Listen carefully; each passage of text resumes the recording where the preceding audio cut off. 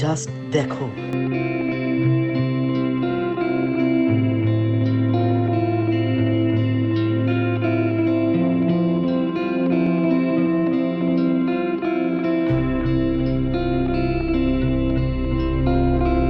তোমরা ক্যামেরায় কতটা দেখতে পাচ্ছ জানি না, কিন্তু আমি পুরো ক্লিয়ার দেখতে পাচ্ছি। পুরো বরফে ঢাকা পাহাড়। জাস্ট থাঙ্গু যে চেকপোস্ট পার করলাম, করে মিনিমাম 8-10 কিলোমিটার পর্যন্ত এসছি। 8-10 কিলোমিটার এসে জাস্ট এরকম লেভেলের ভিউ। জাস্ট সামনের ভিউটা দেখো তোমরা। এর জন্যই কিন্তু এত দূর আসা, এর জন্যই কিন্তু এত কষ্ট। শত কষ্টের মাঝখানেও যেন একটা খুশির একটা আনন্দ, একটা মনটা মানে পুরো ভরে যাওয়া। আর এইখানে দেখো পুরো ন্যাড়া পাহাড়, কোনো গাছগাছালির কোনো চিহ্ন নেই।